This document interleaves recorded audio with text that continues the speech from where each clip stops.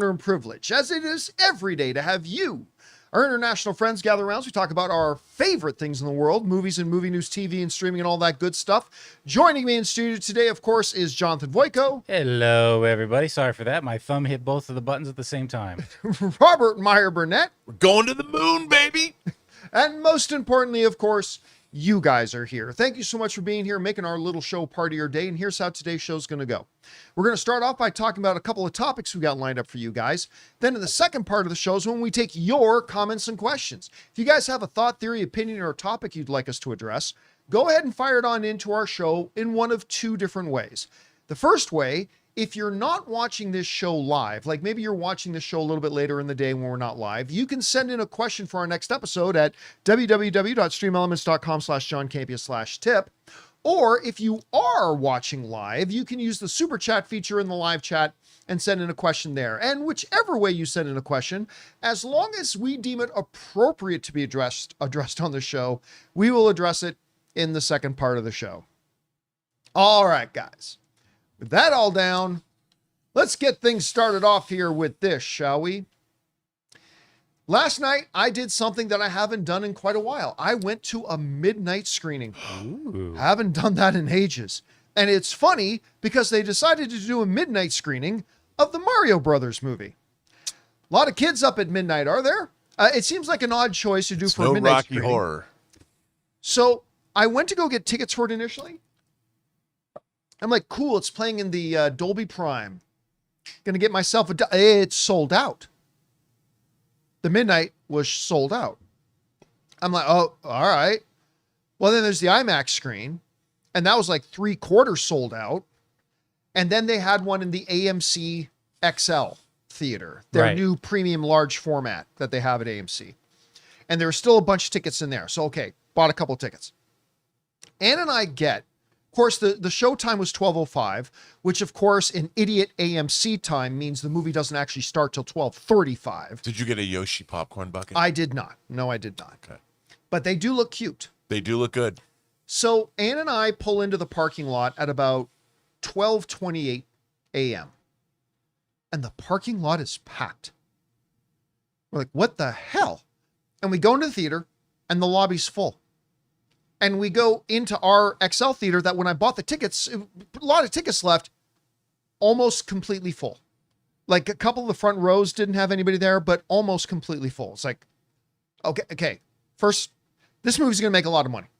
At least opening weekend. This is going to make a lot of money. This Mario Brothers movie, opening weekend. Now, then I watched the movie. So let me preface this by saying, I'm one of those people that with the last Mario Brothers movie, I thought it was cute and charming. And in general, I enjoyed it. I had a good time with it. I didn't think it was great, but there was enough there and it had enough little charm to it and everything. And of course, there's the whole Peach song that Bowser sings. It's just like the cherry on top. And at the end of the day, I thought, this is a pretty enjoyable movie. Not great. So it's not like I was super excited to see Mario Brothers Galaxy. But I go in to watch Mario Brothers Galaxy, and I'm going to say this. It's not a good movie. It's not a good movie. I won't say I hated it, because that would be lying. I didn't hate it. But, I was having a conversation with somebody this morning, and they asked me, and remember, I'm somebody who liked the last one, and they asked me, would kids like it? And I said, and I think this is true the more I've thought about it, I said, kids will like it in the sense that kids will like just about anything on the big screen with bright colors and rapid movement. I mean, what are those little purple, yellow? Teletubbies? This is Teletubbies. And if I had kids, I would absolutely bring them to see Mario Brothers. 100%. So here's the thing. With a movie like Mario Brothers, what a lot of people just want to see is characters they remember, music cues that will trigger, that will trigger. I mean, I just got a little bit happy just even humming that tune. Like, again, I just got that joy hit. That was actually pretty cool. Anyway, they want to hear those little music hits that trigger nostalgia.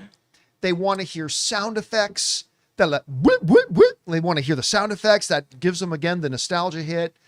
They want to hear lines that are spoken in the games. And as long as you do all these things, you're going to please a lot of people. You have Yoshi just going, Yoshi. Okay, great, adorable, right? Adorable. And let me be clear. Whenever just those things would happen, there were no moments of the movie that made my audience cheer. It was just any one of those things made them cheer. There's a character we recognize, and our audience cheered. They were having a good time. They were having a good time. But then once you get past that, I'm now looking for you to do all those things and make a good movie. Make a good movie around all that. Plot, characters, Plot, storyline, character, hooks, that sort of thing.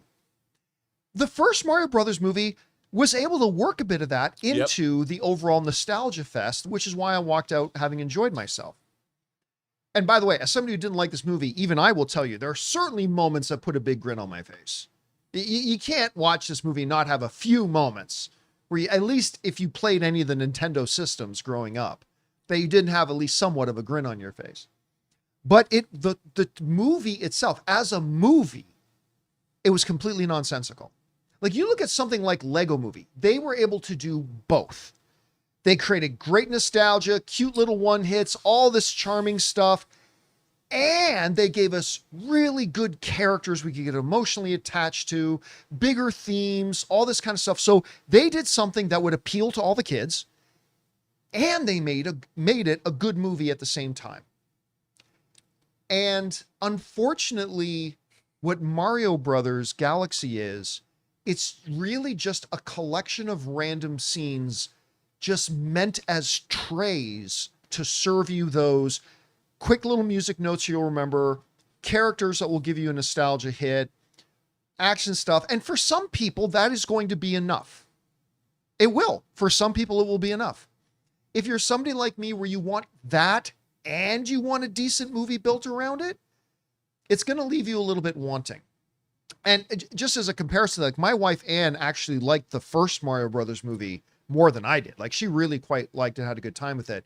And we were both in the car last night going, what was that? What was that? Like it was just unfortunate. I was hoping for something a little bit better, especially considering that they showed glimpses of having better in the last one. Yeah, and you'd think with all the animated films that come out that do well, they offer a template into how to do something like that. And that I think especially when you're coming off a movie that made $1 billion, there's really no excuse. $1.3 billion. Yeah, there's no excuse to half-ass it. It sounds kind of like that's what they did. Yeah, and I'm not going to say they didn't try. I'm just going to say they didn't accomplish, rather than saying that they didn't try. Now, I am also going to say this.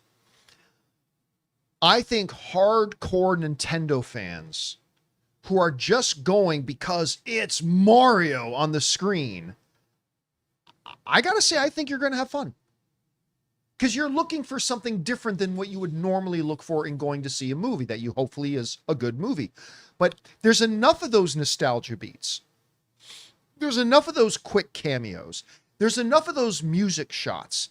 There's enough of all that if you're just simply a hardcore fan of the Nintendo systems growing up, and then you go in there and play it and watch it, I think you're going to walk out enjoying yourself, or at least with a smile on your face. Because again, it's just a different thing than what you normally go to see a movie. Again, I still think, like Lego Movie, that was able to do both. I wish they had done both. But like even right from the beginning, the scene they released online where Mario and Luigi are shooting through the desert, and thought they were going to do a Dune crossover, which would have been awesome. But they're shooting through the desert on their motorcycles. And when Mario would do a jump, you hear, woohoo! We play a lot of Mario Kart in this house. That happens a lot in Mario Kart. Yes. So here in the little woohoo, me and Ann both kind of smiled because we play Mario Kart a lot. I'm sure everyone in there did. But yeah, but if you are one of those people that you also go to the movies hoping to see a good movie built around that, I think you're going to be disappointed. Does this give you any pause for the quality of Zelda? No. Okay. No, it really doesn't. If I got the sense that they didn't even try, maybe. But this isn't like this was made by the same studio that makes Minions. Those aren't the people that are making the Zelda movie. Yeah, right. It's a totally different group of people that's making the Zelda movie. It's not Illumination Studios. And by the way, I like a lot of Illumination Studios movies. The Minions are a great example of that. I don't like all the Minions movies, but a couple of them do that. Cute, the little blah, blah, blah, blah, blah, blah, right? That makes you smile and grin. But also then they build in some heart and they build in like stuff with meat to it to make them really enjoyable. And I really kind of wish they were able to do that with Mario Brothers Galaxy. So complete waste? No, I wouldn't say that. I had too many grins to say it was a complete waste. But was I disappointed in the sense that this is not as good as the last one? Yeah, I walked out disappointed. I was hoping for a better movie. Anyway, guys, that's just kind of my take on it. What do you guys think about this? Did you have a chance to go see the early screening of the Mario Brothers Galaxy movie? What did you think of the last one? I enjoyed the last one. I wish I enjoyed this one more. Anyway, whatever you guys think, jump down into the comment section below and let us know your thoughts. All right, guys. With that down, let's move on to this, shall we? Well, Mario Brothers Galaxy was not the only thing I was looking forward to watching yesterday. Daredevil Born Again Season 2 dropped not one, but deux. You like it when I break out the French? It's wonderful. Wonderful. 1, 2, 3, 4, 5, 6, 7, 8, 9, 10, 11, 12, 13, 14, 15, 17. I can count to 1,000 in French. Me and George St. Pierre like this. Anyway. Très bien, mon frère. Très bien. Okay, so what are we talking about? Daredevil. Look, I really did like the first season of Daredevil Born Again. Yeah. And what I've said about it was, hey, it's not on the same level as the Netflix iteration of Daredevil, but it's good enough that it's worthy of that name. You know, I quite enjoyed season 1. Was it perfect? No. But I really liked it, and I thought it truly had the DNA of the Netflix show. Not on the same level, but really quite good, and I had a good time. Then I watched episode 1 of season 2, and I'm like, oh, I feel like they have upped their game from last season. And I was already a fan of last season. But, as we all know, Disney Plus Marvel shows have no problem making their first episodes look good. It's what happens after that that often becomes the problem. So, okay, Daredevil Season 2, Episode 1, pretty damn good. Let's see what happens with Episode 2. And thankfully, we got 2 and 3 back to back. And Rob, I'll say this. I think it is now on the level of the Netflix Daredevil series. I know that's going to rub some people the wrong way because it's sacrosanct to say that, no, the Netflix version is the best. Okay, yeah, the Netflix version is great. I thought it was better than season 1. But I will say this, 3 episodes into season 2, this is now on the level of that Netflix series, Daredevil. A little behind in some ways, but a little ahead in some other ways too. The fact that it remains, while they've gone more violent and more gritty and more grounded, they have nonetheless maintained it laser focused on character. This whole thing is built around character, whether it's the character of Matt, the character of Kingpin, listen, even the story of freaking Soprano Jr. Oh yeah. The deputy mayor. I'm becoming, whereas in the season 1, I liked the character, but it was kind of just the yuck kind of whatever character. But like this season's like, you know what? This is a really good character. He's growing on me. Kind of like he is with Kingpin's right-hand man. He's grown on me. It remains absolutely character focused. And you know what? I'm even now fascinated with the psychologist. I'm like going like this, what this girl went through. I'm so glad this show just does, because, you know, in superhero shows, we're so used to seeing characters run into life and death situations every single episode. No big deal, but it is a big deal.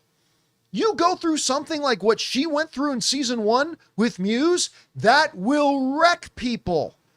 And showing that she wasn't able to just brush that off. It is having deep, profound impact on her and her stability. And I think we're all developing, without going into spoilery details, I think we're all developing some theories about where she might be going. I mean, the whole thing, while also being wrapped in what the Netflix version of Daredevil did, have some really poignant socio observations about our culture and the things we live in. I was just absolutely floored watching it. I absolutely loved it.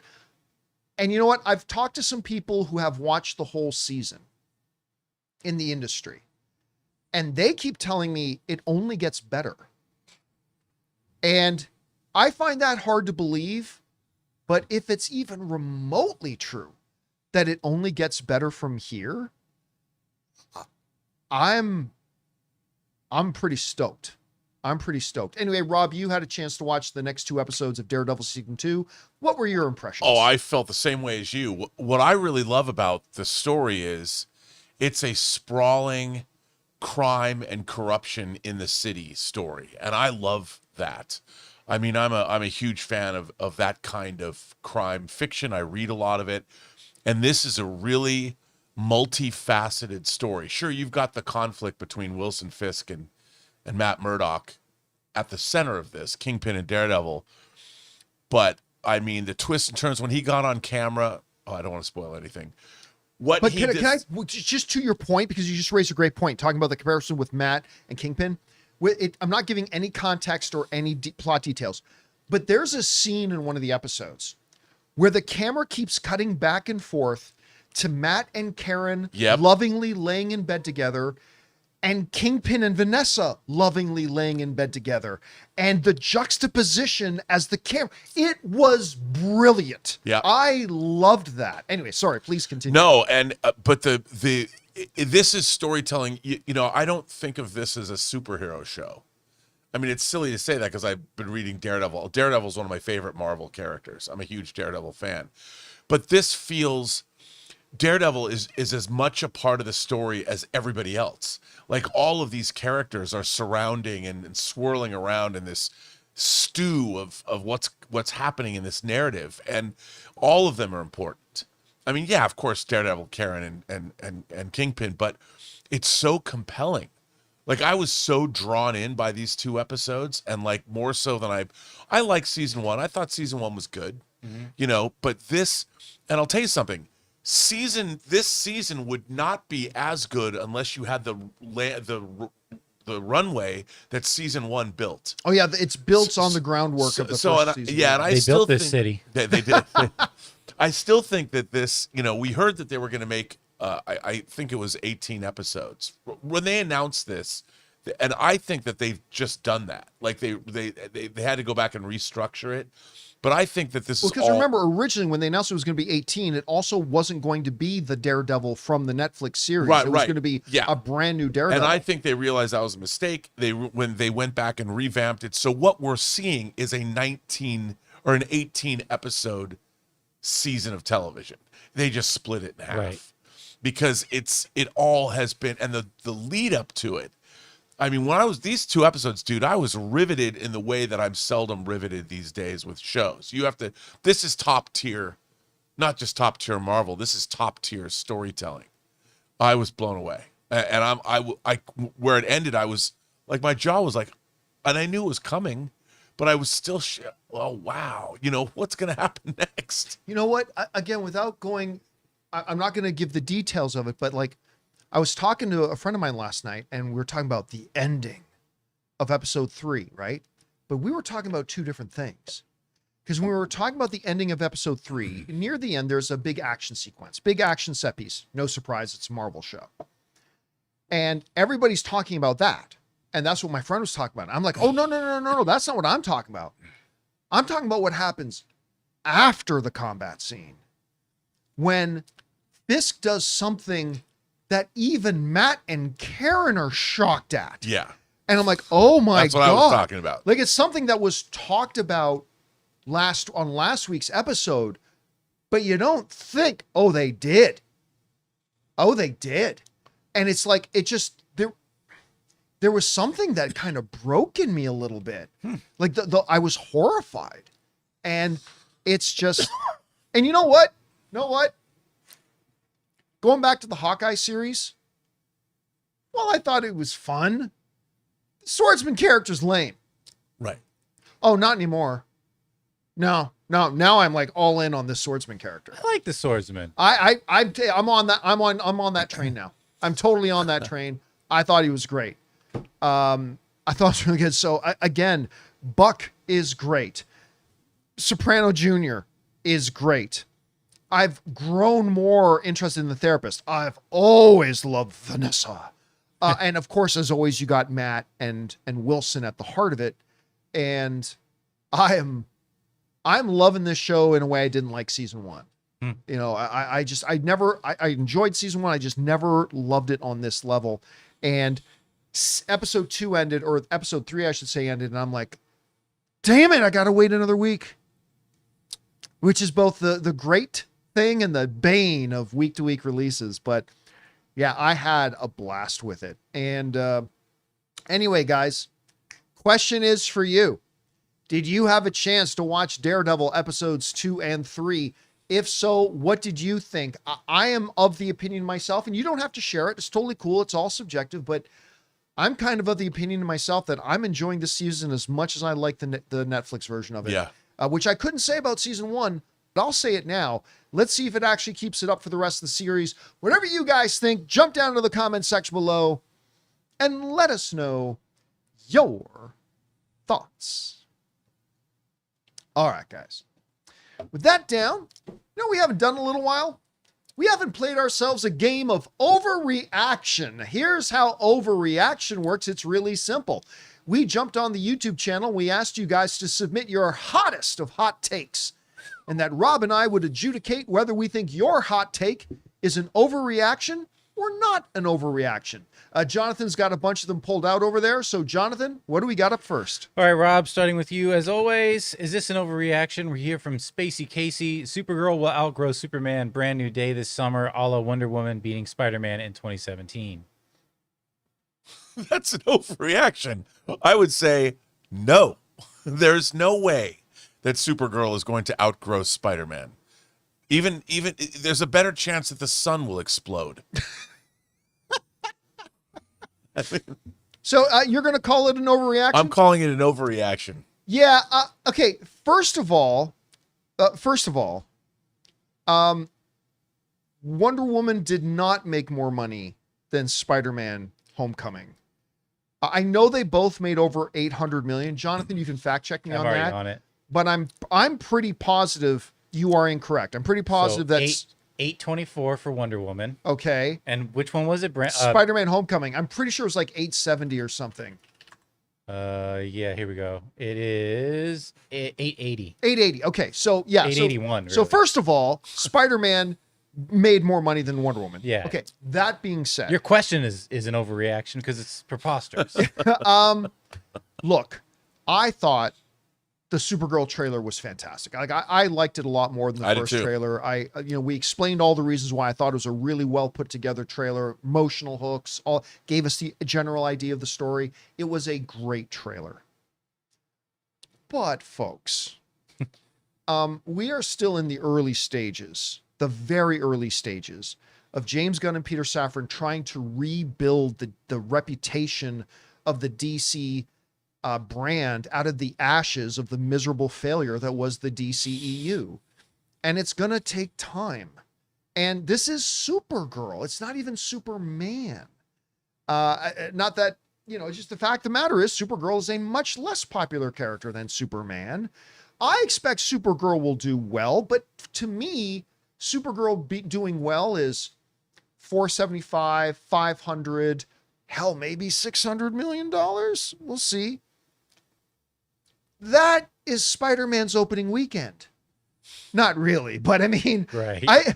Spider-Man is going to, I think, make as much as Supergirl does in its first 10 days. Spider-Man is not even a movie that people are wondering if it's going to be $1 billion film. There are people questioning whether it's going to be a $2 billion film. So because of that, I will concur with my colleague, Robert Meyer Burnett, when I say, yeah, that's an overreaction. That's a pretty big overreaction.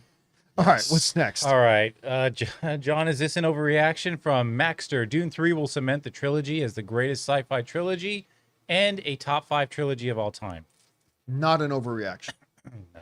Especially the second part. The first part is a matter of interpretation because you guys know, to me, I don't, as the original Star Wars trilogy, to me, I just call that Star Wars. Just, whenever I just say Star Wars, I'm referring to New Hope, Empire, Return of the Jedi. I kind of see it all as one thing. Well, it was called Star Wars for a long time. Yeah. It's my all-time favorite thing. It's my all-time favorite thing. Not just my all-time favorite movies. It's my all-time favorite thing. There's nothing I enjoy more materially than Star Wars. But I myself have never really considered it sci-fi in the sense that 2001 is sci-fi. Right. It's science fantasy. Yeah, I consider it more fantasy. It is. So yeah, to me, like, I don't think anything that just has lasers and space equals sci-fi necessarily. But again, now we're splitting hairs. It's semantics. So on that level, absolutely. And let's say Dune 3 isn't even as good as Dune 2, which is one of the greatest films I've ever seen. But let's say it's as good as Dune 1. Even then, it's in the top 5 best trilogies ever. And if it's as good as in between Dune 1 and Dune 2, I'm not saying it surpasses Lord of the Rings. I'm not saying it surpasses Star Wars. I'm not saying it surpasses The Godfather. But it is now that trilogy that legitimately joins the conversation that those films are in as well. So I'm going to call this one not an overreaction. Rob, what about you? I don't think it's an overreaction either. But what I would say though about the Dune, what I really love about the Dune films is there's really no other films like them. Yeah. You could say that, well, there's David Lynch and there's the TV versions. I don't mean that. I mean that what Denis Villeneuve has done, the techniques he's used, the way he tells stories is very different than a lot of other people who make big budget sci-fi films. A lot of it is tone and mood. Yeah. There's not a lot of scenes. I mean, you remember like when Paul Atreides gives a speech In the War Council? Yeah, I'm the one who points the way. I mean that's but there aren't like memorable scenes like Robert De Niro sitting across from Al Pacino and Kate Manalini's in Heat. Was a regular guy like that. You mean like burgers or ball games, cookouts and ball. And everybody remembers that scene that's like 5 minutes long. Dune isn't that. Dune is more of a vibe. Dune is a state of mind, and no one's ever done anything like that before. So I would say as a science fiction trilogy, it stands alone. It's unique. And I think to compare it to like Lord of the Rings or compare it to, you're comparing almost apples and oranges. I think it's one of the most staggering achievements in fantasy filmmaking. But as comparing it to trilogies, trilogies are a little different. I think Dune is its own thing.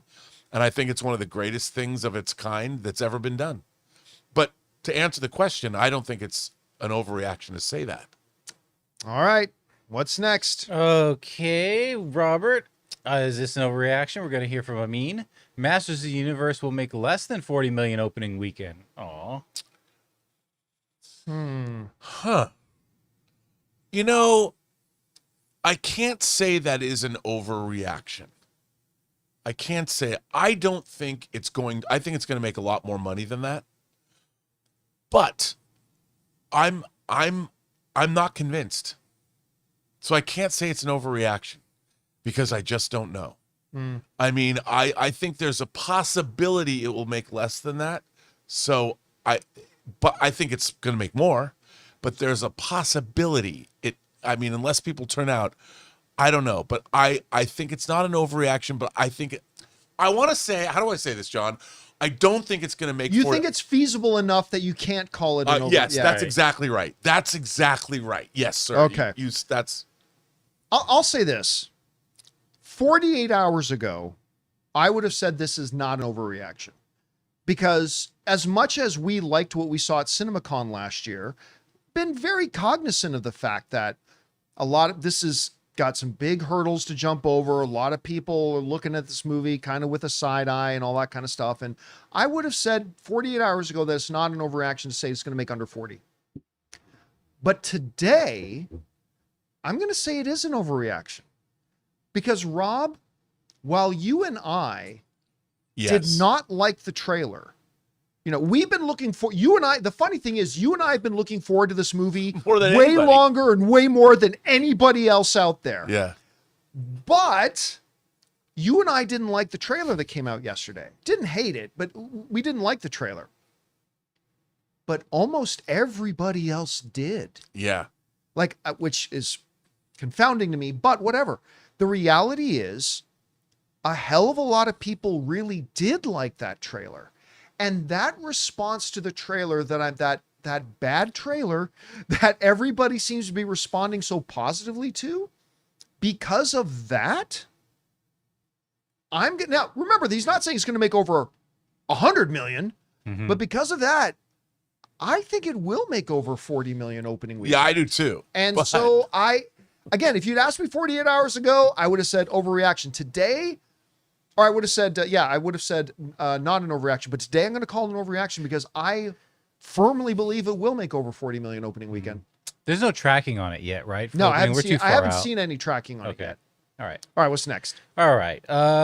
John, is this an overreaction? We're going to hear from Cake Jamara. Spider-Man Brand New Day will have a higher critical score than Avengers Doomsday. That's not an overreaction. Spider-Man Doomsday will be a bigger, more bombastic, more sensory overload, more wild experience than Spider-Man. That I can say for certainty. But because Spider-Man is focused on one character. Yes, there are auxiliary characters around him, but the story, it's called Spider-Man, it's going to be focused on him with guests around it. Just like even Benjamin Button, The Curious Case of Benjamin Button, there's 20 other characters, but it's focused on Benjamin Button. They're going to tell a more compelling story that I think there is a very good chance. Now, listen, we're talking about two movies that could both end up in the 90s. Like, both of these could have critic ratings over 90. But yeah, I think there's a very legit chance that just purely critic scores, I think Spider-Man could be a better movie in that way, whereas Doomsday is going to be the bigger, more bombastic sensory overload experience. And so I could see Spider-Man getting the higher critic ratings. I'll say this isn't an overreaction. Rob, what about you? I also think it's not an overreaction. Look, I'm very much looking forward to both movies. I am deliriously excited to see Avengers Doomsday for various reasons. Deliriously excited. But I am the first person that's going to say that Avengers Doomsday, and I'll say it right now, John, is not going to get a lot of great reviews. Because people I don't know, critics love the Avengers movies. I hope so. You go top to bottom, critics love the Avengers movies. I just think this movie is going to, a lot of people are going to be, what the hell was that? It's like that old, do you remember that old, I think it was Steve Martin. There was an old Saturday Night Live routine where Steve Martin would go, what the hell is that? What the hell is that? Like, it was just him saying that over and over with different things. I remember when I saw it. I just remember when I thought it was the funniest thing when I was a kid. I think a lot of people are going to say this. Look, I hope people love the Avengers Doomsday. I really hope so. Because I know I already love it. And I haven't seen it, except I know I love it. But like you said, Spider-Man Brand New Day is a much more tighter, focused, traditional story. Man finds his way in the world against opposition. By the way, just side note to our point. Do you know which Avengers movie out of the four that we have is the lowest critically rated Avengers movie? Yeah, Ultron. And do you know what Ultron, being the lowest critically rated Avengers movie, is at? 85%. 75%. And Okay. that's the lowest. Right. Yeah. Okay. So like I'm expecting the critics are going to love Doomsday because critics generally seem to love the Avengers film. Yeah, I just think that this one is it. Look, it's beginning with a gimmick premise, having Robert Downey Jr. come back, and as we all well know, the plot's insane, and I'm there for it. I'm there for all. I think the movie will live and die on how, and this is not part of the plot that's been reported or people leaking things. It's going to live and die based on the character interactions. One of the great things that nobody talks about with the Avengers movies is like you can have Thor and Rocket Raccoon have a conversation that becomes one of the most meaningful moments in the movie. One of the most meaningful moments in the MCU. Yeah, and that's not a plot point that people would report on. Now, spoiler alert, they have a talk. You know, they're not looking at that. And I think that one of the things that I enjoyed from what I experienced, you know, and obviously it changes, is the character interplay. And that's what I'm looking most forward to, is having these disparate characters that you wouldn't normally think would get together to talk to each other. If all they did was talk, I've always said that Avengers party movie from Ultron, I just want to watch the Avengers dinner party movie for 2 hours. If it's well written, which that scene was, yep, then it's great. I will watch that. So I can't wait. But I do think that Spider-Man is going to have a better critic score because it is going to be a story that is easier to wrap your head around. You know what I think? Sorry, we're going off a rabbit trail here, but you bring up the Thor rocket conversation. And if I'm wrong, what else do I have to lose? Like, I think it's might be the best conversation scene in the MCU. I think maybe not overall moment, but my second favorite conversation scene comes from Age of Ultron. And you probably know which one I'm going to say, but it's at the party and Black Widow and Bruce are talking. And Widow says, you know, and I'm paraphrasing a bit, but she basically says, my whole life, I've always had all these men who are ready to run into the fight. But then I meet this guy who runs away from the fight because he knows he'll win. That line has stuck. How many years has it been since Age of Ultron? That line always sticks with me. Yeah. I love that. Anyway, sorry. No, but that's what the strength of those movies are. You know, it's not the world-ending shenanigans. It's those characters getting together, and it's a total testament to why those films work. Yeah. By the way, I see somebody in the live chat saying, John, movies are about entertainment and laughing. If that's all you think movies are, if you think that the spectrum of experience to have at movies is just limited to that, I hate to break it to you, you're missing out on 75% of what the movies are. Yes, those are great experiences and things I love, but there's other experiences that deliver as well. And if you're only focused on that, you're limiting, you're robbing yourself. Yeah. I think as a film fan. Anyway, let's keep going on. What's next? I think it's Rob. Okay. Yep. So Rob, is this an overreaction? Patriot Conway says Jumanji 3 will gross more than Dune Part 3 at the box office. I don't think that's an overreaction. Jumanji is a 4-quadrant movie. It's a family film. Dune 3 is not that. And I think that Jumanji already has a track record behind it. I think it's definitely going to be a box office horse race. I think people are going to, look, the thing about Dune 3, just like Jumanji 3, is it's had time to establish an audience. People have caught up with Dune on streaming. There's never going to be more interest in Dune than there is in Dune 3. And so, I mean, even the fact that the star Zendaya her star has risen, people are going to turn out. But I do think it's not an overreaction to say Jumanji 3 could make more money than Dune 3.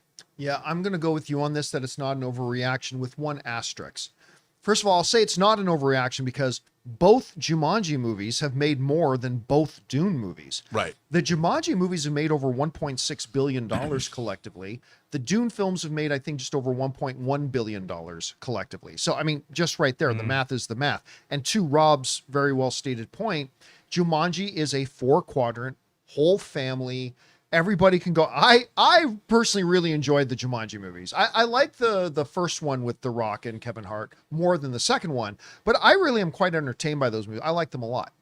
So yeah, I mean, the math would tell us that Jumanji is going to make more than Dune because Dune is thinking man sci-fi. It's not for everybody. Not everybody's entertained by those types of movies. That said, while I am going to call it an overreaction, or sorry, not an overreaction, there are two things for us to keep our eyes on. Whereas Jumanji 1 made over 900 and Jumanji 2, I think, made about $100 million less. Dune 1 made about 400 million, and the second one made over 700 million. Right. So the trajectories of these two financially, the trajectories of these two franchises are heading in opposite directions. The other thing to keep an eye on is this, and it pains me to say this because he's one of my favorite guys in the business. But the reality is, Dwayne isn't franchise Viagra anymore. Dwayne's popularity has diminished. His reputation's diminished a bit. And it pains me to say it because you guys know I'm a big Dwayne. He's my second favorite movie star. I'm not saying he's my second favorite actor, but he's my second favorite movie star. I love Dwayne The Rock Johnson, but the reality is the reality. The name The Rock doesn't carry the same weight that it used to just a couple years ago. So I will still say it's not an overreaction. I am still expecting Jumanji 3 to make more than Dune 3, but they are moving in the opposite direction, and Dwayne's not Dwayne anymore. So we'll see what happens. All right, what's next? All right, final one. John, back to you. The fanboy says, is this an overreaction? Lanterns will be nominated for Best Drama Series at the Emmys. It's a little early to call, but I'm going to say it's not an overreaction. Why? What happened the last time HBO put out a DC thing as a TV show? We got The Penguin. Oh, checking my notes. Yeah, and it was nominated for Best Drama Series at the Emmys. So seriously, I'm just saying that doesn't automatically mean anything. But if you're bringing that statement up, I say, well, the last time HBO did a DC series, it got nominated for Best Series at the Emmys. Why not? So is it a certainty? Of course, it's not a certainty. Who knows? Maybe the show would suck. But if we're just going off precedent in recent history, that's not an overreaction. Rob, what do you think? I agree with you. It's not an overreaction. I mean, I think maybe it was sent in jest, but you can't deny that the last time HBO touched a prestige type of a series, Penguin was a result. And it was nominated for more than one Emmy. And so I think that it's a very distinct possibility. It could be that. Yeah, and it very well may not be, but Right. I mean, the last time HBO made a DC show, they made Penguin, and now they're making Lanterns. So I'll say, yeah, that's very feasible. And all right, guys, that will wrap up today's session of Overreaction. Big thank you to all you guys who sent in your hot takes for us. Keep your guys' eyes open when I put out calls for more submissions for Overreaction or What's More Likely or whichever game we're playing, and maybe you'll see your submission on the next round of Overreaction. And all right, guys, it's now time for us to move on, of course, to the most important part of our show, which is taking your live comments and questions. But before we do, we're going to take a second and bid good afternoon to writer, director, producer Robert Meyer Burnett. Great job as always, my friend. We'll talk to you again tomorrow. Yes, you will. Good afternoon, all. All Going right. to the moon, John. Going to the moon. Going to the moon, Artemis. Godspeed. With that said, guys, let's get over to your questions, shall we? Jonathan, what do we got up first? Mr. Man says, what's your thoughts on Monarch Season 2 so far? I'm personally loving it more than Season 1. I love it this season so far. I think it's great. And I agree with you. I think it's a step up from Season 1. Again, it focuses on characters. The stories are really interesting. I love the way they're interweaving the mythologies with the Titans. I'm thinking it's great. And of course, especially ever since Shogun, I'm a massive Anna Sawai fan. So yeah, I'm really digging it. All right. All what's right. next? Then we got a $20 tip from Art who Oh, says, thank you, Art. today's my birthday, April 1st. Long-time viewer, first-time tipping. Question, if you are the new CEO in charge of Lucasfilm, how often would you release Star Wars films every year? And why 1 a year or 2 to 3 years or more than 3 years? Thank you to the team, all you do. I will go back to a conversation I had on the old Jedi Council show. I think it was me, Maude Garrett, and Christian. And the topic came up about, again, this is years ago, talking about how many Star Wars movies should they be making a year. I think it should be every 2 years. I think Star Wars is something, and I'm okay with peppering in a Disney Plus series here and there as well. Mhm. Like here and there, maybe maybe one year you have a Star Wars movie, the next year you have a Star Wars series. So maybe a Star Wars series every 2 years and maybe a Star Wars movie every 2 years. I just think you should keep it as something that's rare and valuable rather than over commoditizing it, you know? So if it were me, I would have one Star Wars movie every 2 years, and then one series every 2 years. I would keep it, again, minimal, but by keeping it minimal, you focus way more on them and you raise the value of them. So that's what I would do with Star Wars. All right, what's next? Swain has a two-parter. Finally watched Project Hail Mary while visiting my mom. Really enjoyed it. Bonus, only 10 minutes of previews and a $7 5 p.m. show at Market Common Movies, guessing South Carolina. Only con, no reserved seats. Oh, that sucks. More importantly, I was hospitalized for about 10 days, and the Dan Patrick Show gave me my sports fix while your show carried me through the afternoons. Thank you and the team. Well, first of all, thank you for writing in. I hope you're back on your feet and feeling better. Two interesting things about your comment.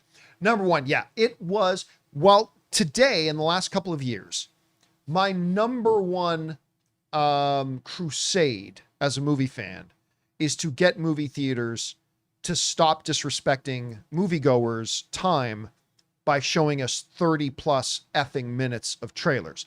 But before that, for many years, my crusade was to get North America to catch up with the rest of the world and have pre-assigned seating. Because only ArcLight was really doing it in LA, you know?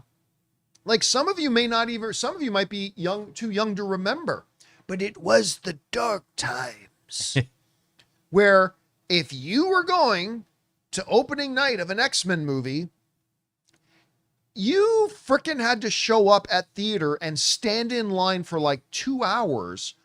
Otherwise, you ran the risk of not being able to get seats with your friends and sitting alone, or getting one of the neck breaker seats.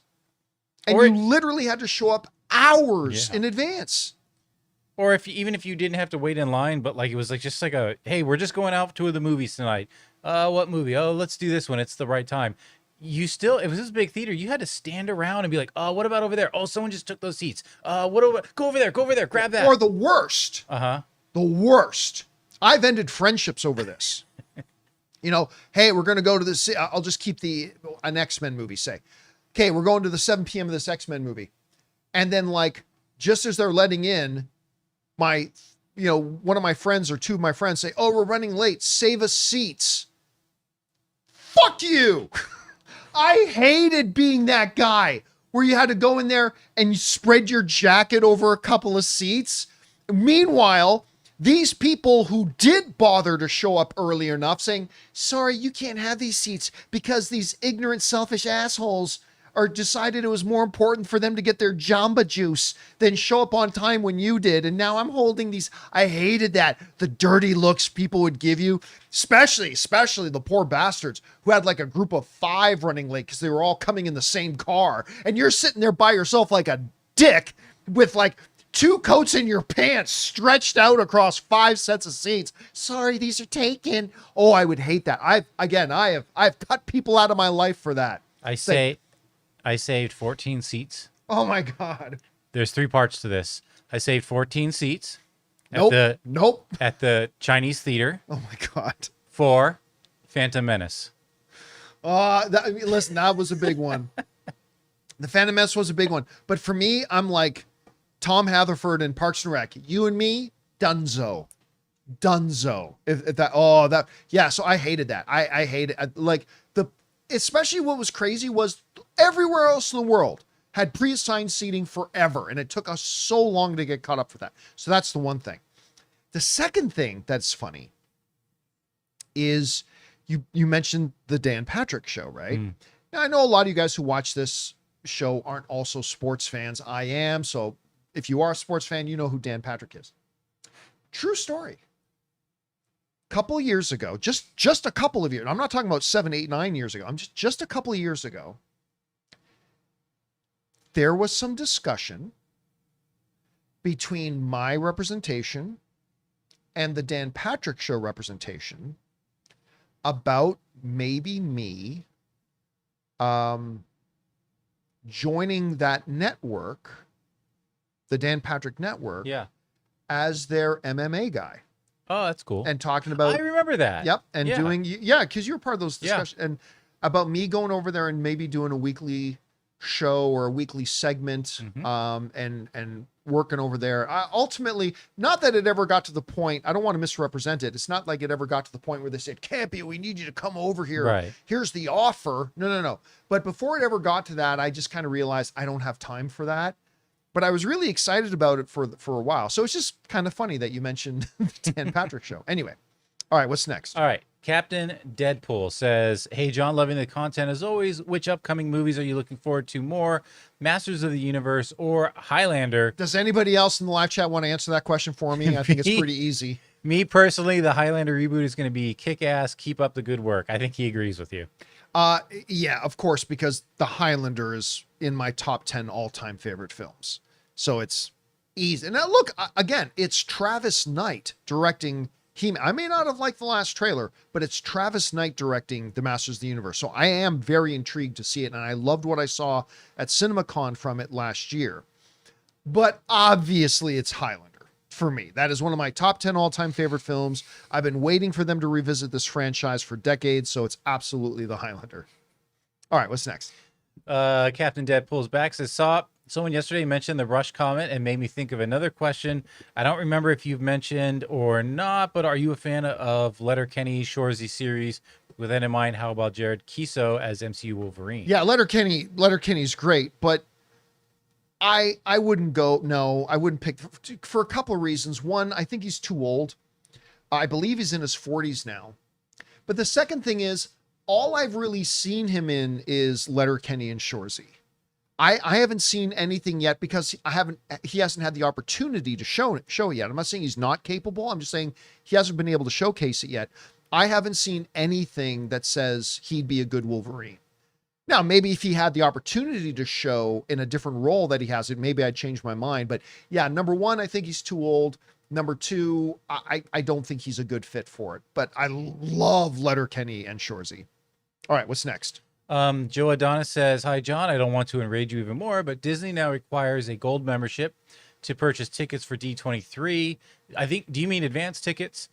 Even if you purchase the top tier gold membership, there is only a 2-hour advantage to purchase the tickets early compared to the complimentary gold membership via Disney Plus perks. D23 charter members, those who have been a gold member since 2009, have a 2-day early advantage. There's no end to their greed."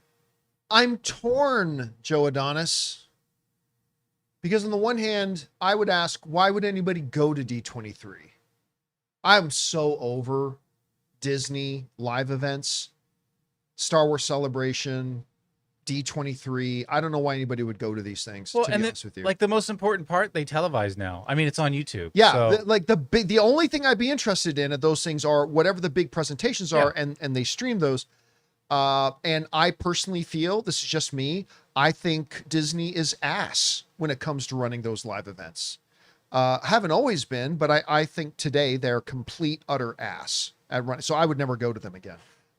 And I had terrible experiences. Anyway, that's neither here nor there. However, I will say this.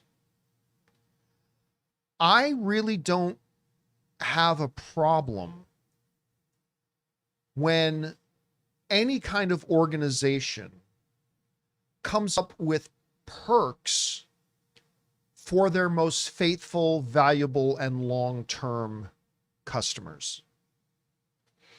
I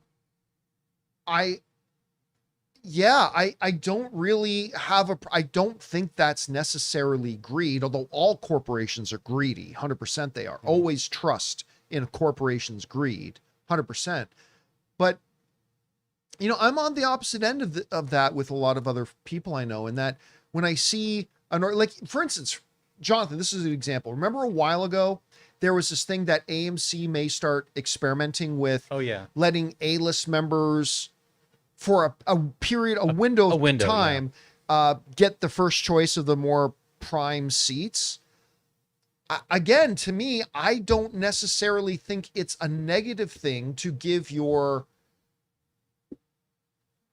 best, long-term, most faithful Subscribing customers to give them perks. I don't know that that's necessary. Now remember, I'm an F Disney kind of guy, but at the same time, I don't know that would be one of the things I would add to their list of sins. You're getting a 2-hour like advance window. Well, if they gave everybody that 2-hour advance window, it wouldn't be an advance window. That would just be the on sale time. So there's got to be some kind of a, you know what I mean? Oh yeah, you know, one of the what I had a lot of debates with a lot of people for a long time was when Comic-Con happens and they would show the audience at Comic-Con exclusive footage that they wouldn't then go and put online. I had this debate with tons of people all the time. People say they should, whatever they show at Comic-Con, they should put online for the rest of us. And I took the very unpopular opinion, because it's often lonely being right. I had the very unpopular opinion that they're not punishing you for not going to Comic-Con. They're rewarding people who did go to Comic-Con.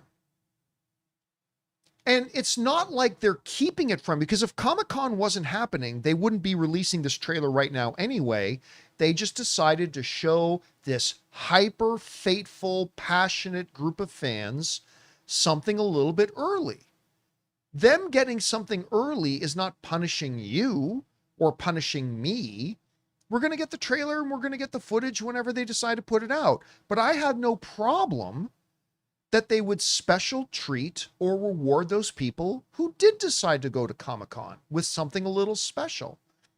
And I would get in that argument with people all the time. They would be so mad at me for saying that. No, they should give it to all of us or none of us. And it's like, grow up.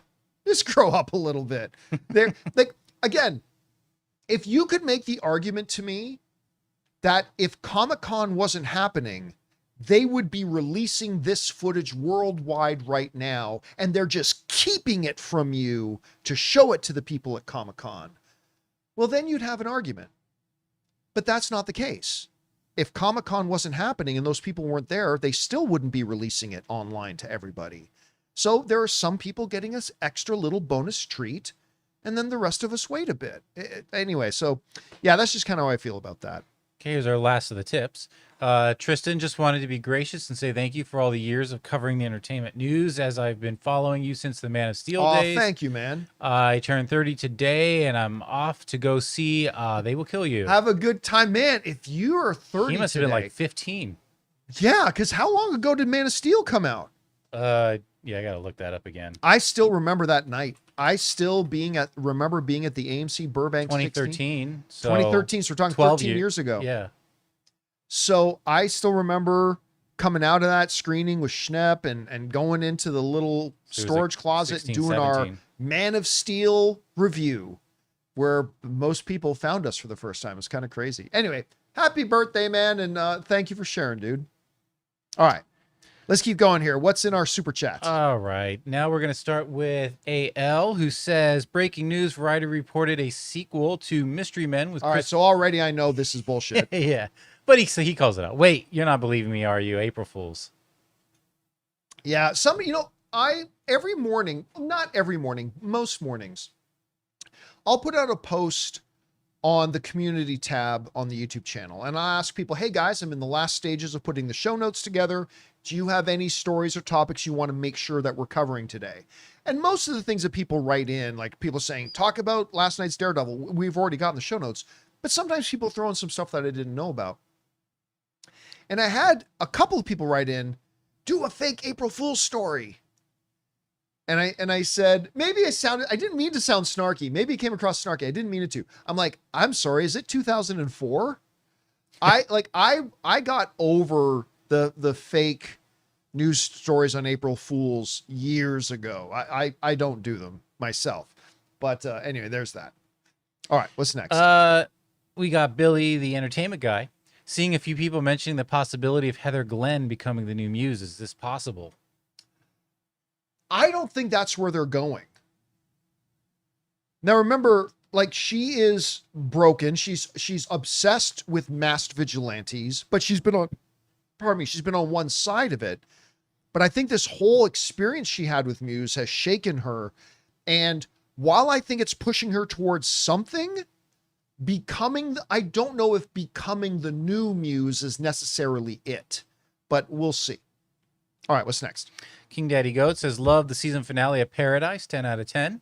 Still haven't seen it. I'm just one episode behind. I've only watched the first episode, so I have a lot to go. Yeah, the first episode of season 2 or the first episode in general? Season 2. Okay, yeah. Season 2 is really good. Yeah. I have not watched the finale yet. I will do that today.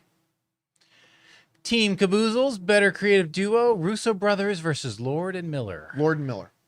I love Joe and Anthony Russo. Love them. They have always been, because not only do I love like Civil War, Winter Soldier, Infinity War, Endgame, can't wait for Doomsday. They are two of the nicest, most generous guys. Like I've had them in studio on a number of occasions, and they've always been absolutely wonderful. And I love them, and I'll always be fans.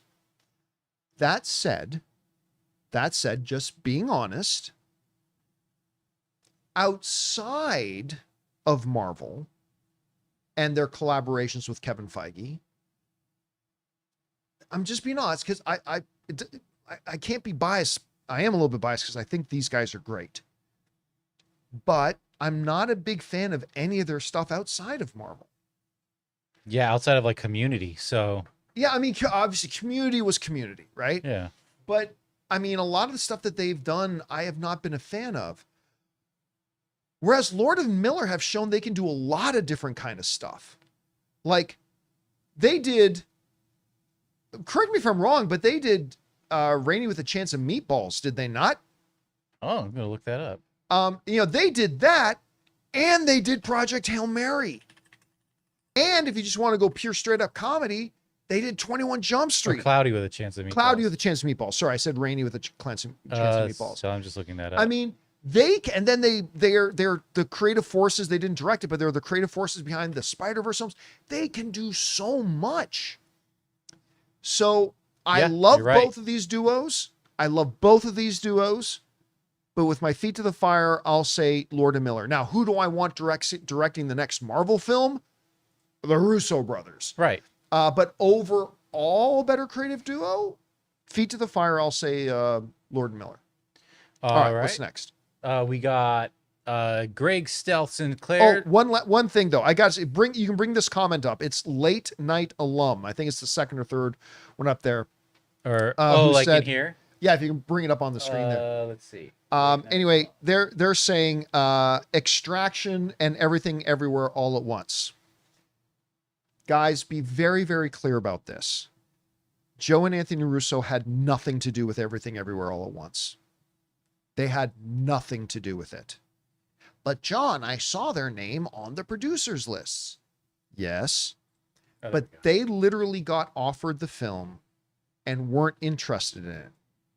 They then took it and handed it off to somebody else to go and do. But simply because of the act of the handoff, they got a producer's credit. But they had creatively nothing to do with Everything Everywhere All at Once. So anyway, yes, that's exactly how it's been communicated to me. Just so that's why at the Academy Awards, when Everything Everywhere All at Once won Best Picture, you did not see Joe and Anthony Russo on the stage. So anyway, just something to keep in mind, because I always see people bring up, well, what about Everything Everywhere All at Once? They really didn't have anything to do with it. Anyway, all right, what's next? Were we just speculating about a Weapons prequel? Or yes, okay, because Deadline has an exclusive. They're talking about a prequel of the Witch. Yeah, so Zach Shields, we'll probably talk about it tomorrow. Set to pen weapons. So there you go. All right, interesting. Greg Stell St. Clair. Long time ago, someone asked you what book you'd want to be a movie, and you described a book about pirates and dragons. Or was I dreaming that? You were absolutely dreaming that. Pirates of Darkwater. That was a great cartoon in the 90s. But Pirates and Dragons. No, I wrote a book about dragons. I like pirates, but I mean, no. Game of Thrones has pirates and dragons. What does? Game of Thrones. Yes. Yeah. Yeah. I was going to say, I can't think of a book that has pirates and dragons, but of course, Game of Thrones does. But no, you definitely were dreaming that, or you were thinking of somebody else. All right. What's next? Mashawn says, "Hey, John, do you think Mephisto will have a role in the future of MCU movies, or will they use him mostly within the TV shows?" If I had to guess, and I'm only guessing, okay, I'm just guessing. I don't think we're ever going to see Mephisto again. Mephisto was the one truly, really good thing about Ironheart. That was a bad show. A lot of really good people involved with it. A lot of people I like very much, but it just wasn't a good show. If you liked it, great, but to me, it's one of the big misfires of the MCU over the last few years. But their interpretation and manifestation of Mephisto, I thought was really good. And I would love to see Sacha Baron Cohen as Mephisto in more of the MCU. But if I'm going to be honest, my guess is I don't think they're going to bring him back. I think it's going to be much like Hercules at the end of Thor: Love and Thunder. It's like, yep, there he is. There's Hercules. What's his name in Ted Lasso again? What's the character's name in Ted Lasso? Oh my gosh. And there's a song. Yes. Yes. It's right on the tip of my tongue, and I cannot remember his name in Ted Lasso. Somebody in the live chat throw it in. But Roy Kent. Roy Kent, yes. Just like, yep, there was Roy Kent as Hercules. Never saw him again. Never will see him again. I think, unfortunately, and again, nobody's told me this, no insider information. I'm just guessing. I sadly don't think we're ever going to see Sacha Baron Cohen's Mephisto again, but you never know. We'll see. Roy Kent will return in Avengers Doomsday, says one of our viewers. All right, what's next? We got Amin, who says, breaking NASA personnel have been seen carrying Ryan Gosling to the Artemis launch pad. He appears to be sedated. Crossing worlds. Guys, by the way, there's still a bunch of you who haven't seen Project Hail Mary. Go see Project Hail Mary. It's so good. Anyway, all right, what's next? We got Wayne. Hey, John, have you seen the new episode 5 of Invincible? I loved it. Loving the season so far. Can't wait for the rest. No, I'm all caught up other than the newest episode, because I think the newest episode, I think it was supposed to drop today on April 1st. So I don't know. Maybe they dropped it at midnight. I have not seen it yet. I am all caught up other than that. It's been a pretty good season. Everyone's always angry on that show. Yeah. Everybody's always angry and has really short memories. And everybody you meet is the new most powerful person you've ever met. It's been a bit of a roller coaster for me with Invincible. I loved season 1. I really loved season 1. I really didn't like season 2 at all. Then season 3 was pretty good. And so far, I'd say this season is more like season 3. I don't think it's as good as season 1, but I think it's one of the better ones. I'm enjoying it. But I've heard this episode was really good from a few people. But I haven't seen it yet. Hopefully I'll watch that a little bit later today.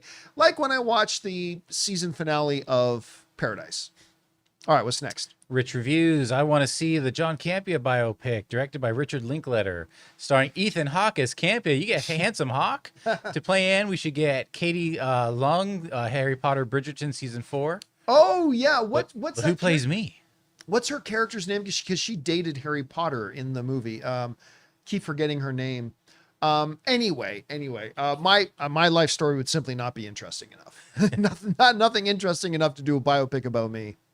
All right, what's next? Then we got AL, who says first 2 Transformers movies or first 2 Mario movies. Oh, it's got to be I think the first Transformer is better than the first Mario. I agree. But I think the second Mario is better than the second Transformers. Jeez. So that's a tough one. Because I agree with Jonathan. I think the first Transformers movie is the only good live action Michael Bay Transformers movie. I like it. I'll always defend it. I like it quite a bit. I think they did a great homage to the toy line and everything, the story, the lore. Yeah. At first. I do think it was better than the first Mario Brothers movie. But even though I was disappointed with the second Mario Brothers movie, I think the second Mario Brothers movie is still much better than the second Transformers movie. So it's tough. It's tough. It's a little bit of a toss up there. All right, what's next? Then we got HV3 says James Gunn's Superman is probably my favorite DC movie. I was really excited for Supergirl, but I don't think I can watch a movie about a dog dying. Well, Then you never watched John Wick? maybe. But also, I'm pretty sure it's a prequel to Superman. It's not. I believe it is a sequel. Okay. It happens in order. Because she comes back, gets crypto, they leave, that sort of thing. And then after leaving, Clark is on the whole blah, blah. By the way, I don't know that as a fact, but I do believe James Gunn has said they happen sequentially. That being said, I think Supergirl's going to be really good. Like, I loved Superman. I loved it. I still think Man of Steel with my boy Henry is still my favorite Superman movie overall. And I still think The Dark Knight is probably my favorite overall DC movie. But I did love Superman. But I think Supergirl's going to be really good. I think I do Supergirl's going too. to be really good. Then we got Rich Reviews. Is this our last one? No, maybe not. My preferred theater is Alamo Drafthouse. Amazed it hasn't expanded into more states. I like largely because it shows older films that I haven't seen before. Tell you what, they opened one in Los Angeles, and I've only gone a couple of times because it's in Los Angeles. It's downtown. It's Yeah. like legit Los Angeles. It's a little difficult to get to. Yeah, and park. And park. That said, it's a really fun movie-going experience going to an Alamo Drafthouse. Now, I've alluded to this before. While I think it's a really, and they have some policies at Alamo Drafthouse I really wish more movie theaters had.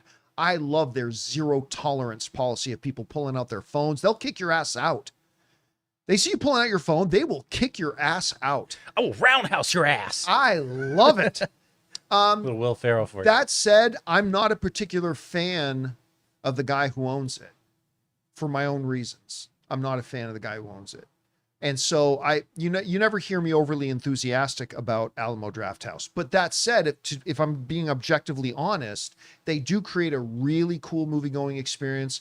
They have some philosophies and some policies that I really wish more theaters would have. So yeah, I would always, if somebody says, would you recommend going to an Alamo Drafthouse? I'll always say yes. Yeah. I mean, I may not go with you, but I'll always recommend yes. Yeah, and I mean, for other areas where that's probably like your one choice for Alamo Drafthouse. We're spoiled in Southern California. A lot of theaters play older movies here. Yeah, everywhere, all the time. Let's see, we got Mr. I who says, saw Mario Galaxy this morning. It's okay. They probably focus too much on, oh, I remember that. Thinking big second weekend drop next week. But honestly, if it's about the kids, it might not be. And I don't know what else is opening next week. Not much. Next week. I'm not I'll expect a 50 to 60% drop, which is that's the standard drop. I think it'll have that. It's going to be a really, really big opening weekend. I think it'll have a strong second weekend. Like I said, 50 to 60% drop. But I don't think it getting like a 65, 70% drop. Yeah. Yeah. So anyway, that's my thought. We'll see. Maybe I'm right. Maybe I'm wrong. All right. What's next? Speaking of nostalgia, Danny Stream says, do you think the Sonic movies do a better job with nostalgia and actual plot points compared to Mario? No, the Mario Brothers movies do nostalgia better, but Sonic makes better movies. Yeah. Like, again, they make characters you completely get attached to. They have great inner dynamics. They give it emotional hooks and all that kind of stuff. The stuff that you just don't get in the Mario movies. I mean, the Mario 1 movie did it a little bit better, certainly absent in Mario 2.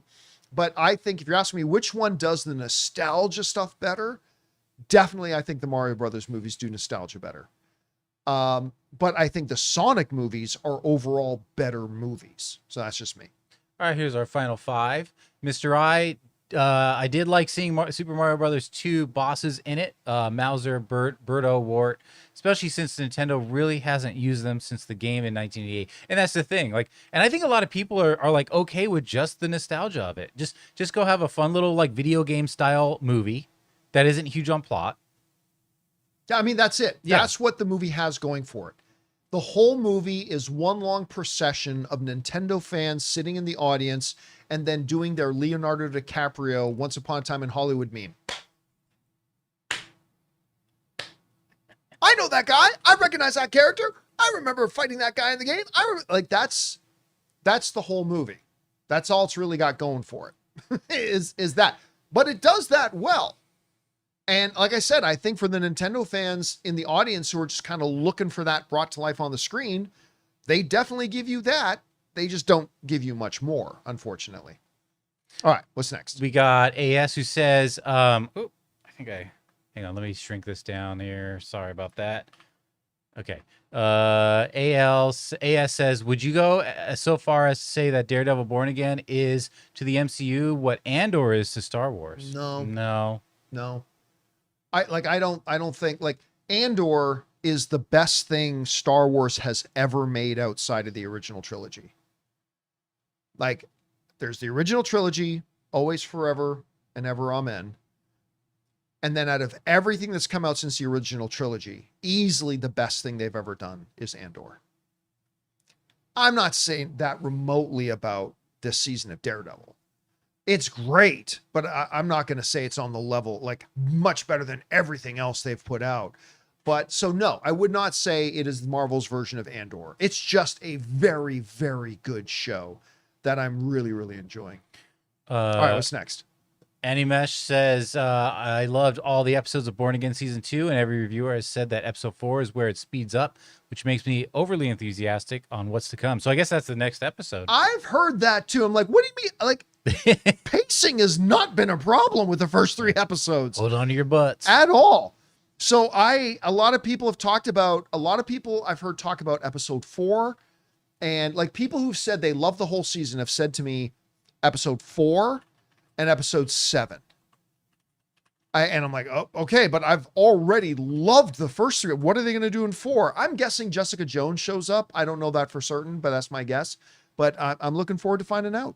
Could be. All right, what's next? All right. The final 2, Seconds from Disaster. Bringing back Charlie Cox in this cast was one of the best decisions Marvel has made in a long time. Even the AVTF plays a great part in the story. Yeah, I'm still I agree. It was the right decision, but I am still of the opinion, again, everybody disagreed with me, and it's always lonely being right, but I still contend they could have made a great new Daredevil if they had gone in a different direction. Like, I was always cheering for them to bring back Charlie Cox and bring back Vincent D'Onofrio and make it the Netflix version, but I've never felt like it was a need, like they had to do it. I think they could have made a new, just like when, a lot of people said Spider-Man will never work without the Tobey Maguire one. Well, guess what? Andrew Garfield's first Spider-Man movie was awesome. And then after that, it's like, well, you can't make Spider-Man work if you don't have Tobey Maguire or Andrew Garfield. Then Tom Holland came around. Most successful Spider-Man movies ever. Yes, they could have made a great Daredevil series with new actors and made it a new version of Daredevil. Absolutely, they could have. Maybe even been better than this one. Who knows? It also could have been a disaster. We'll never know. But yeah, I think bringing them over has absolutely worked, and I'm glad they did. But then again, if I could look through a multiversal portal to see a reality where they decided to completely start with a brand new Daredevil, I mean, who knows? Maybe it would have been even better than this one. We'll never know. All right, what's next? Final one. Paul Day says, Disney Plus shows are much more enjoyable as a binge. Is that just me? The episodes are so short, it loses me after a week. Fortunately, you only have to wait a week. Yeah. But I enjoyed the space between Wonder Man. I think there's a stronger argument for the binge drop when it is the ridiculously short episodes. Yeah. I still think if your show is good, it's served much better as a week to week, because then it can build its audience as you go. But sometimes the episodes are so short that it's not really enough to get you completely hooked in, and you need to be able to binge 3 or 4 episodes at once. So I'll say their poorer shows probably would have been served better as binging. Their better shows are always served better as a week to week because it just builds the anticipation. It lets the fan community keep up with each other. Because when you drop here's the problem. And I've always said this, even back in the AMC days, when you drop an entire season, you always run into the problem that you can't talk about it now. Because whereas you might have binged the whole season in one day, well, your buddy may only be on episode 3, and your other buddy may have only watched the first episode, and your fourth buddy may be on episode 6. Everybody's like a different place, and you can't actually talk about it. And that would drive me crazy. Whereas with what we saw perfectly is a great example of WandaVision. Everybody was always on the same page. We were all talking about the same thing. We were all able to speculate about what might come next. And that's why you saw week after week after week after week, their viewership kept going up and up and up. And for 2 solid months, anybody wrote in every single day was about WandaVision. Yeah. And WandaVision theories and WandaVision this. Now, I'm not gonna say that's gonna happen with every show, but if you've got a great show that does that, there's a lot more benefit to it. But if you've got shorter shows and maybe not as great overall shows, they may be served better as just dropping them as binges. They definitely should have done Wonder Man as a week to week. It also helps with merchandise because 100%. Because I know for a fact that like if there's something like whatever, Stranger Things or whatever, and the kids go into like Hot Topic and they want to get something, it's already gone because it binged in 1 week and then it's gone. But if you can stretch it out, that's all the more longer weeks you can sell things. And here's the other thing too, and I've brought this example up, but it's a really good example. Take The Punisher, the Netflix Punisher series. I remember everybody was all excited about Punisher. And then the series dropped. And for about 48 to 72 hours, everybody talked about it. And guess what happened after 72 hours? Nobody talked about it. It was already in the rearview mirror. Yep. And that is the big problem with dropping seasons all at once, is that they immediately leave the conversation. And I think for your better shows, they can perform better if you give them that more breathing room. But anyway, that's just kind of my opinion on that. And all right, guys, that'll do it for today's installment of the John Campea Show. Thank you so much for being here and making our little show part of your day.